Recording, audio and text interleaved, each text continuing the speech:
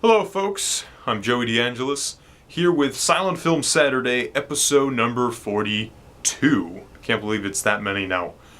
This week's installment, I shall be talking about People on Sunday, which had a lot of heavy hitters involved in this production. But let me take a look at this packaging first. This is the Criterion edition of the film. It's also available on DVD. This is the Blu-ray edition.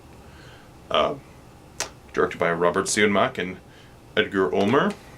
But it also involved Billy Wilder, Fred Zinnemann, and Kurt Siodmak. And I think if you want to research those names, you can, but I think most of my audience will know at least a couple of those names.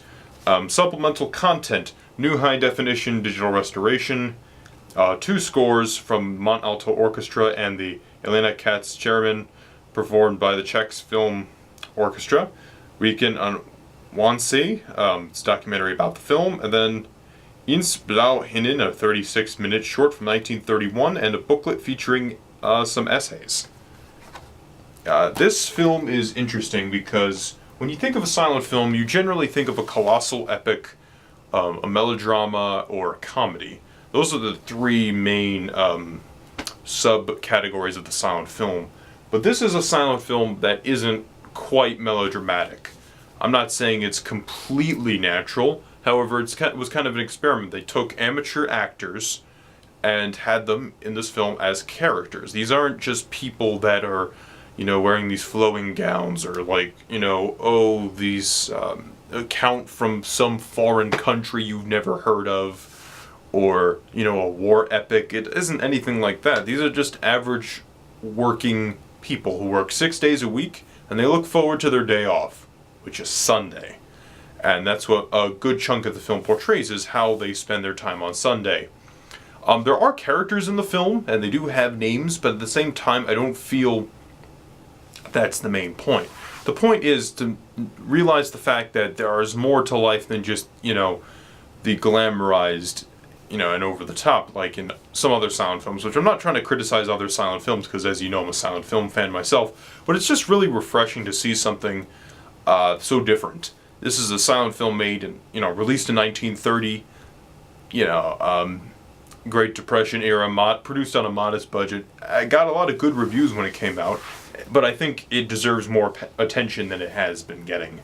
It's a film that almost predates other cinematic eras, such as the Italian Neorealist movement and the French New Wave, with its use of salient techniques and portraying the struggles and pleasures of the working day citizens, which is really quite interesting. It's more, it's not that it's interesting, it's just really, the word for it is, it's different from an average film. Sometimes when you have people go out on a weekend, it's usually portrayed as the most epic thing ever.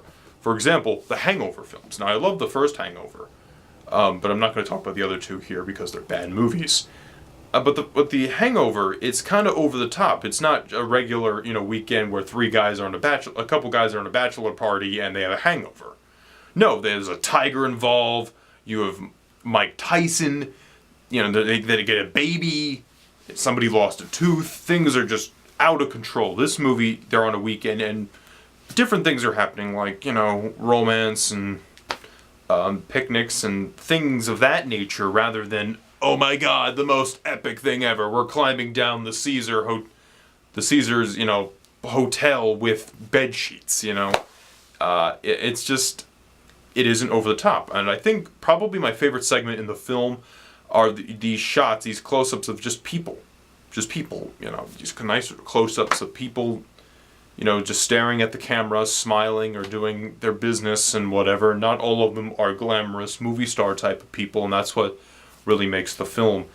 And there are people who are, somewhat attractive in the movie, but that's not the point. The point is that you realize that these are average workaday people who, have other pleasures in life than just, the pleasures that we normally see in other silent films, where they're over-the-top balls or things, just grand staircases and stuff like that.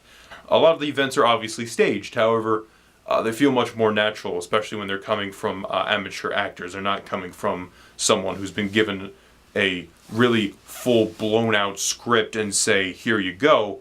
No, this is, there's obviously some structure to it, there's some plot, but it kind of just does its own thing, the movie.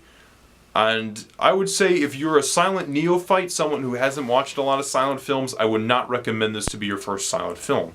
However, if you are someone who's interested in filmmaking, or someone who has experienced many silent films and wants a slight deviation, I would definitely recommend People on Sunday, available through the Criterion Collection. Next week on Silent Film Saturday, for the final episode of 2013, I shall be discussing the Victor Seastrom directed production of The Phantom Carriage. I'll see you guys next week.